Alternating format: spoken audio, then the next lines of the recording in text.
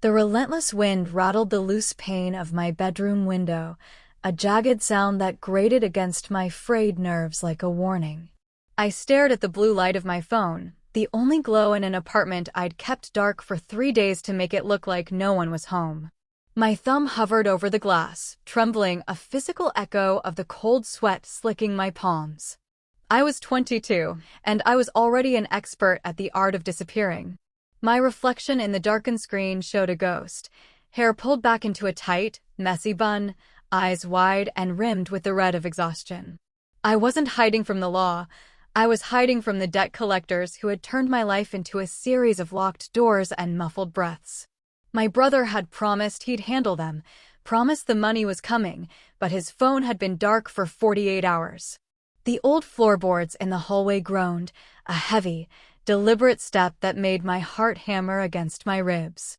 They found me. In a surge of pure, unadulterated panic, I opened the last message thread with my brother. My vision was blurred by tears I refused to let fall. Asterisk, please, just tell them I'll pay. Please don't let them hurt me. Asterisk, I typed, my fingers moving too fast, fueled by the adrenaline of a cornered animal. I didn't check the digits. I didn't see the one-number typo that redirected my plea from a useless brother to a predator I didn't even know existed. I hit send. The silence that followed was suffocating, broken only by the ding of an instant reply. My breath hitched. It wasn't my brother's contact name. It was an unknown number, the profile picture of void of black. I looked down, and my blood turned to ice.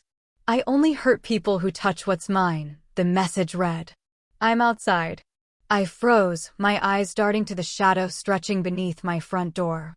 I realized then that the heavy footsteps hadn't belonged to the thugs I feared. They belonged to something much, much worse. I had invited a monster to my door, and he was claiming me before he'd even seen my face. The vibration of the phone in my hand felt like a localized earthquake. I stared at the screen, the words "I'm outside" searing themselves into my retinas. My heart wasn't just beating, it was thundering, a frantic percussion against my ribs that made it hard to draw air. Slowly, as if moving through waist-deep water, I stood up from the creaky floorboards. Every muscle in my body was coiled, ready to bolt, yet there was nowhere to go. My apartment was a third-floor trap. I crept toward the door, my bare feet silent against the cold linoleum.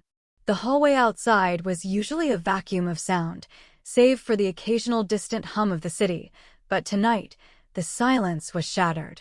Thump, thump, thump. Heavy, deliberate boots. These weren't the hurried, scuffling steps of the local thugs who had been hounding me for weeks. This was the gait of someone who owned the ground they walked on, someone who didn't need to sneak because they feared nothing. I reached the door and pressed my forehead against the cool wood, my breath hitching. With trembling fingers, I reached for the brass cover of the peephole and slid it aside. The hallway light was flickering, casting long, strobing shadows, but the man standing there didn't flinch. He was a pillar of dark, absolute gravity. He was tall, his broad shoulders nearly filling the frame of the doorway. Even through the distorted glass of the lens, I could see the sharp, lethal precision of his suit. But it was his face that stole the air from my lungs. He had the bone structure of a statue, cold, angular, and mercilessly handsome. Dark hair was slicked back, revealing a forehead that remained uncreased despite the late hour. Then I saw the ink. Dark, intricate tattoos climbed from beneath his starched collar, mapping the column of his throat like a predator's stripes. One hand was raised, poised to knock, and I could see more ink etched across his knuckles. Gold glinted at his wrist, a watch that probably cost more than the entire building I lived in. He didn't knock. He simply stood there, staring at the wood as if he could see right through it, right into the center of my panicked soul. He looked less like a man and more like an inevitable force of nature. My phone chimed again. The sound was deafening in the small entryway. I looked down, the light reflecting off the tears trapped in my lashes. "Stop shaking, Adeline. Open the door." A fresh wave of terror crashed over me. How did he know I was shaking? How did he know my name? I hadn't even signed the text. The realization hit me then. This wasn't a typo he was ignoring. This was a man who had seen a plea for mercy and decided to come and collect the person who sent it. I reached for the deadbolt, my hand hovering over the cold metal. I was caught between two deaths, the men who were coming to hurt me and the man who was already here to claim me. The lock clicked with a finality that sounded like a gavel hitting a bench. I pulled the door open just an inch, but the man on the other side didn't wait. He didn't barge in with the brutish force I expected. Instead, he stepped inside with a fluid, predatory grace that forced me back until my heels hit the hallway wall. Madden Orlov was even more imposing in the flesh. He smelled of rain, expensive tobacco, and a cold, metallic scent that made my hair stand on end. His gaze swept over the cramped apartment, dismissively noting the peeling wallpaper and the single lamp, before finally settling on me. He didn't find a defiant debtor or a hidden stash of cash. He found a girl clutching a cracked phone like a shield, her knuckles white and her eyes wide with a terror so raw it seemed to give him pause. His eyes, a piercing, icy blue, softened for the briefest of seconds as they traced the exhaustion written in the hollows of my cheeks. "You're the one who sent the text," he said, his voice a low, melodic rumble that vibrated in my chest. "You look like a bruised angel, Adeline." Hardly the master thief my men described. Before I could find my voice, the heavy thud of boots echoed from the stairwell. My heart plummeted. The debt collectors, the ones who had actually been hunting me, were here. "He's in there." "Open up, Wilson," a voice barked, followed by the splintering sound of a shoulder hitting the door frame of the neighbor's flat. Madden didn't flinch. He didn't even turn around. He reached out, his gloved hand gently but firmly cupping my jaw, forcing me to look at him. "Stay behind me," he commanded. It wasn't a request, it was an oath of protection. He turned toward the open door just as three men burst into the light of the hallway, their faces twisted with greedy anticipation.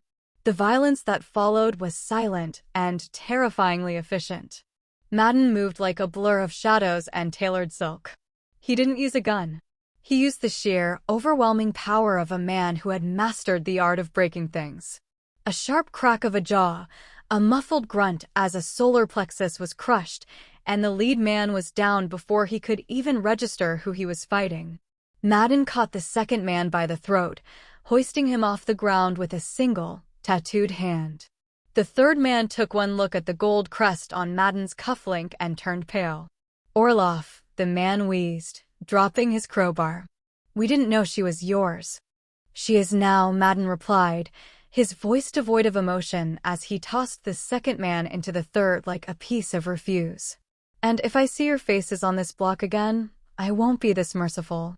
He stepped back into the apartment and closed the door on their groans, locking it with a click that signaled the end of my old life.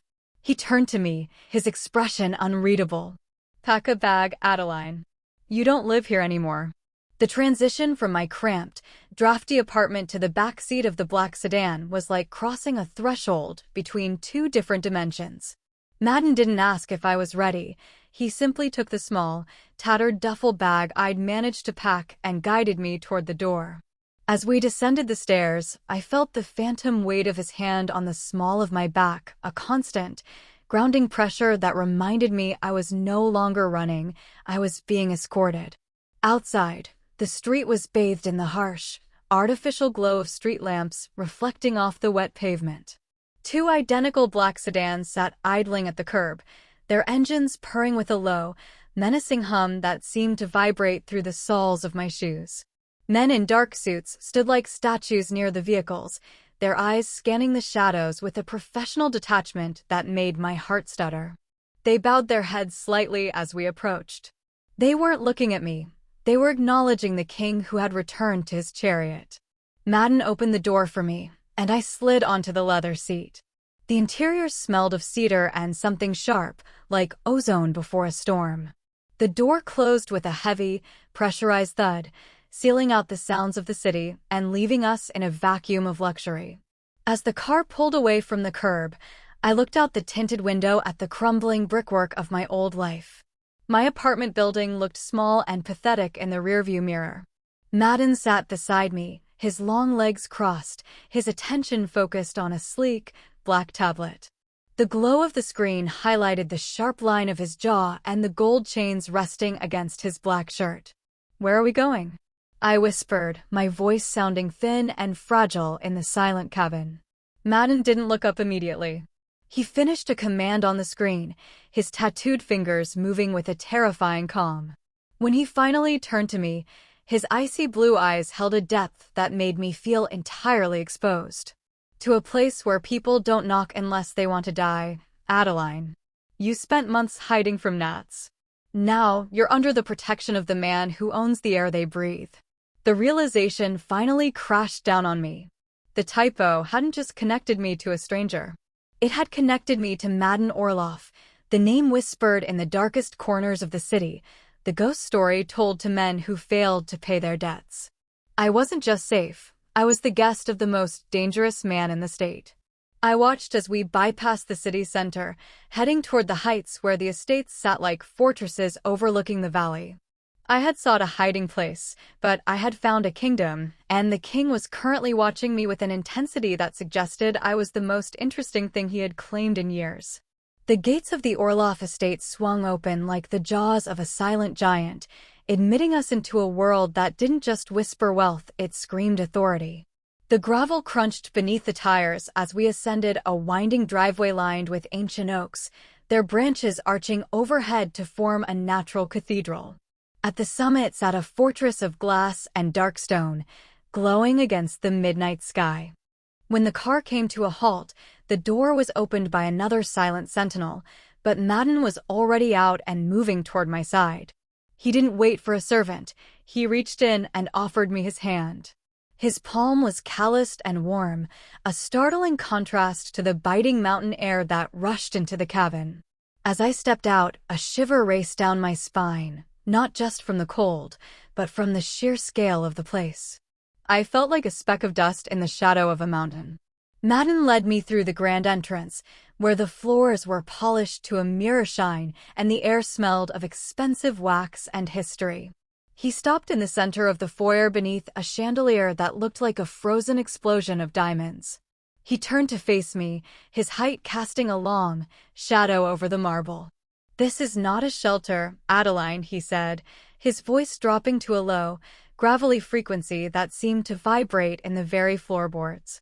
"And you're not a guest." I swallowed hard, clutching my tattered bag closer to my chest. "Then what am I?" He stepped closer, invading my personal space until I was forced to tilt my head back to maintain eye contact. The dominance in his posture was absolute. "You are mine," he stated, the words heavy and final. "In my world, there is a singular rule. What is mine is untouched. By the police, by my enemies, and especially by the filth that was at your door tonight. To touch you is to declare war on me. And no one survives a war with an Orlov." I trembled, the reality of my new ownership sinking in. Seeing my shiver, Madden's eyes flickered with something that wasn't quite softness, but a fierce, possessive instinct. Without a word, he unbuttoned his heavy overcoat. He draped it over my shoulders, the silk lining still warm from his body. It was massive on me, reaching down to my knees, smelling of sandalwood and the cold wind. The weight of the coat felt like a suit of armor. It was more than a garment, it was a physical manifestation of his claim.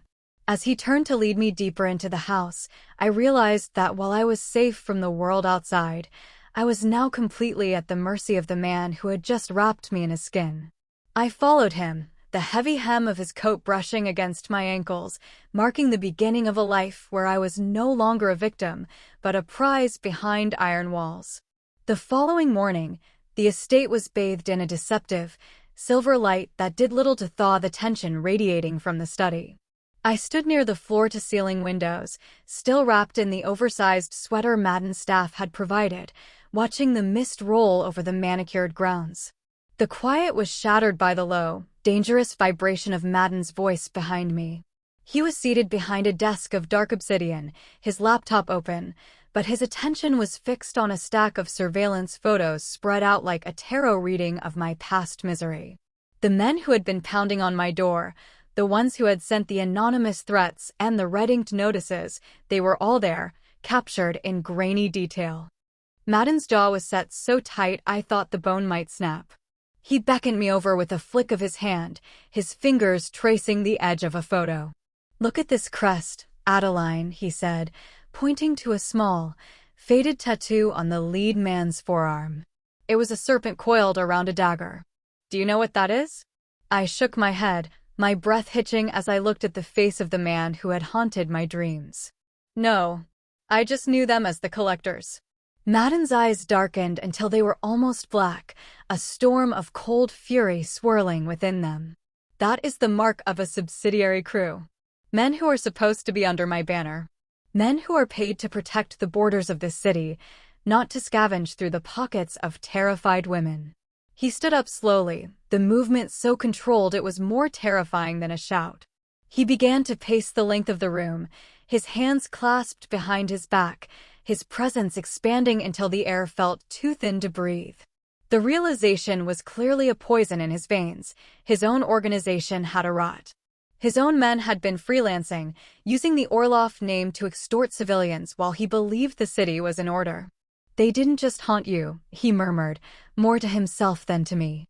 "They disrespected my territory. They touched what was mine without realizing who I am." He stopped in front of me, his shadow swallowing me whole. The rage in him was palpable, a physical heat that made my skin tingle. He reached out, his thumb grazing my lower lip, his touch possessing a terrifying possessiveness. "They thought you were a nobody, Adeline. They thought they could break you for a few $1,000s.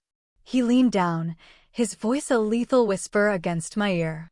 "Tonight, they will learn that you are the most expensive mistake they ever made. I don't just prune the branches of my organization when they rot. I burn the tree to the ground." I realized then that Madden's protection wasn't just about my safety, it was about his pride. He was a king who had discovered a traitor in his court, and the retribution was going to be biblical. I was the catalyst for a war I hadn't asked for, and as he picked up his phone to call his enforcers, I knew there was no going back to the girl who lived in the dark. The days that followed were a blur of soft silk and sharp anxiety. I moved through the Orlov estate like a ghost haunting its own paradise. Every meal was a masterpiece served on bone china, every bath was a ritual of scented oils, and the bed I slept in was so vast and comfortable it felt like a mockery of the life I'd left behind. Yet, for all the luxury, the air in the mansion felt heavy, charged with the constant, low-frequency hum of Madden's power. I was safe from the debt collectors, yes, but I was beginning to realize that I had traded one cage for another, a gilded one, where the locks were made of gold, and the warden was the most captivating man I'd ever seen. I found Madden in the library, a room that smelled of old leather and expensive scotch. He was standing by the arched window, his back to me, the late afternoon sun catching the silver in his dark hair. Even in repose, his posture was a statement of absolute control. "The staff says you haven't eaten your lunch, Adeline," he said without turning around. His voice was a cool caress that made the hair on my arm stand up. "It's hard to have an appetite when I don't know if I'm a guest or a prisoner," I replied, my voice steadier than I felt. He turned then, and the weight of his gaze was a physical pressure. It was that look again, the cold, unblinking stare that seemed to strip away my defenses until I was nothing but raw nerves. It wasn't the look of a man seeing a woman, it was the look of a collector assessing a rare, fragile prize. "You're free to walk the grounds," he said, stepping toward me. "You have everything you could possibly ask for. Why do you insist on looking for bars where there are none?" "Because you look at me like you're waiting for me to break," I snapped, the frustration finally boiling over. I stepped into his space, my heart hammering a frantic rhythm against my ribs. "You saved me from those men, and I'm grateful. But you look at me with so much ice in your eyes that I wonder if you're just waiting for the right moment to discard me. Why do you stare at me like that, Madden? Like I'm just territory?" Madden stopped, his face inches from mine. For the first time, I saw a flicker of something beneath the frozen surface of his eyes, a flash of hunger so intense it made my breath hitch. He didn't pull away. Instead, he reached out, his hand hovering just centimeters from my neck, the heat radiating from his skin. "I don't look at you as territory, Adeline," he whispered, his voice dropping into a dangerous, gravelly register. I look at you because I've spent my entire life surrounded by people who want something from me. You're the only thing in this house that's real. And that makes you the most dangerous thing in my world. He didn't move to touch me, but the silence between us stretched tight, a wire about to snap. I realized then that my fear of him was changing. It was no longer the fear of being hurt, it was the terrifying, intoxicating fear of being seen. The following evening, the atmosphere in the estate shifted from a gilded silence to a tactical chill. Madden stood before the map on his wall, but his eyes were on me. The game had changed. He wasn't just protecting me anymore, he was preparing me. "The rats are starving, Adeline," he said, his voice as sharp as the crease in his trousers. "They think they missed their chance because you fled, but they haven't given up on the debt. They're still watching your old building, waiting for a sign that you've returned for the things you left behind." He stepped closer, his presence a heavy weight in the room. He explained that to purge the rot in his organization, he needed to catch the traitors in the act of extortion. He needed them to think I was vulnerable, alone, and desperate once more. "I need you to go back," he murmured, his thumb tracing the line of my jaw with a possessive intensity. "Just for an hour. You go into that apartment, turn on the lights, and wait. My men will be in the walls, in the shadows, and I will be closer than you think." The thought of returning to that drafty, terrifying walk-up made my blood run cold. I remembered the sound of the boots in the hall, the splintering wood, and the feeling of being a hunted animal. "And if they don't wait for a conversation?" I whispered. "What if they just—" "They won't," Madden interrupted, his blue eyes burning with a fierce, lethal promise. "Because I am letting them see the bait, but I am the one holding the line. No one touches you, Adeline. Not tonight. Not ever again." An hour later, I was sitting on my second-hand couch, the familiar scent of discount fabric softener and dust filling my lungs. The apartment felt like a tomb of a life I no longer recognized. I had been instructed to look like the girl I was before, the one who begged, "Please don't hurt me." I wore my old, thin sweater, my hair messy, my phone clutched in a white-knuckled grip. The silence of the building was deafening, amplified by the knowledge that Madden was somewhere outside in the dark, watching through a lens, waiting for the trap to spring. My skin pricked with the sensation of being watched, not by the enemies I feared, but by the man who had claimed me. Then I heard it. A familiar, heavy scrape against the floorboards of the hallway. It wasn't Madden's rhythmic, confident stride. It was the hurried, uneven step of a scavenger. My phone buzzed on the cushion beside me. A single message from the unknown number that had changed my life. *, stay still, Angel. The lion is hungry, *. The door handle began to rattle, the metal complaining under a forced turn. I held my breath, the fear returning, but this time it was laced with a dark, vengeful thrill. I wasn't just a victim anymore. I was the lure for a predator far more dangerous than the men at the door. The door didn't just open, it shattered inward with a violence that made the air in the room vibrate. The three men who had spent weeks poisoning my life with fear stormed in, their faces twisted with a predatory hunger that vanished the moment they saw me sitting there, calm, dressed in the sweater of a ghost, yet looking at them with eyes that no longer pleaded. "Found you, you little rat," the leader spat, his hand reaching for the collar of my shirt. But he stopped dead. His eyes drifted to the coffee table, where my phone sat face up, the screen glowing with a live feed of the hallway. The realization hit him a second too late. The windows of the apartment exploded inward as Madden's tactical team breached from the fire escape, and the front door was kicked off its hinges by a force that made the floorboards groan. Madden Orlov stepped into the room like a god of war entering a ruin. He didn't look at the thugs.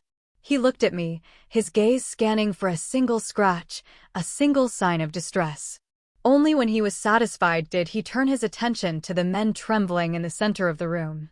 "You were told to stay away from what is mine," Madden said, his voice a low, terrifying hum that seemed to suck the oxygen out of the room. The leader, the man who had threatened to burn my life down for a few $1,000s, fell to his knees. "Mr. Orlov, she didn't say." "She didn't have to say anything," Madden interrupted, stepping over a piece of broken door frame. Her silence was your only mercy. You chose to break it. Madden stood behind me, his hands resting heavily on my shoulders.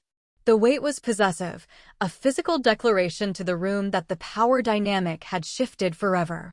I looked at my tormentors, the men who had made me feel small, invisible, and broken, and I felt nothing but a cold, crystalline detachment. I wasn't the girl who begged anymore. I was the reason they were about to disappear. "What do you want to do with them, Adeline?" Madden asked. The question was a gift, a final piece of my soul returned to me. He was giving me the authority I had been stripped of for years. I looked at the leader, whose face was now pale and slick with sweat. I remembered every tear I'd cried in this dark apartment. I leaned back into Madden's solid, warm chest, accepting the dark protection he offered. "I want them to know that every time they close their eyes, they see the name Orlov," I said, my voice steady and cold. "And I want them gone." Madden's grip on my shoulders tightened, a silent approval. With a flick of his wrist, his men dragged the trio out into the night. The silence that followed was heavy, filled with the scent of gunpowder and the ozone of a life permanently altered. I was no longer a victim of the streets. I was a part of the shadow that ruled them. I belonged to the man who broke the world to keep me safe, and for the first time in my life, I wasn't afraid of the price. The ride back to the estate was conducted in a heavy, meaningful silence. The city lights blurred past the tinted windows, a kaleidoscope of a world that no longer felt like mine. I looked down at my phone, the screen still displaying the thread that had started it all. I saw my brother's name, the person I had spent years waiting on, begging for help that only ever came with strings or excuses. With a steady hand, I tapped his contact. I didn't feel the pang of guilt I expected. Instead, I felt a profound sense of release. I hit delete, watching his name vanish into the digital ether. He was part of the girl who begged, part of the girl who lived in the dark. That girl had been replaced by someone who had seen the abyss and found a protector waiting there. Madden was watching me, his silhouette sharp against the passing street lamps. He didn't ask what I was doing. He didn't have to. He reached out, his large, tattooed hand covering mine on the leather seat. His touch was no longer a threat, it was an anchor. "You're quiet," he remarked, his voice a low vibration that seemed to harmonize with the purr of the engine. "I'm just realizing that I haven't looked over my shoulder once since we left the apartment," I whispered. I turned my hand over, interlocking my fingers with his. The gold of his watch pressed against my skin, reminder of the sheer power he wielded. I spent my life trying to be invisible so I could be safe. I didn't realize that being seen by the right person was the only sanctuary I ever needed. Madden pulled my hand to his lips, his gaze never leaving mine. The ice in his eyes had melted into something molten and possessive. "You are not invisible anymore, Adeline. You are the center of my world. And in my shadow, the rest of the world ceases to exist." As the car swept through the iron gates of the estate for the final time that night, I pulled up the keypad on my phone. I saved the unknown number, the typo that had saved my life, under a single name, Madden. I looked at the fortress of stone and glass ahead of us, glowing like a beacon in the night.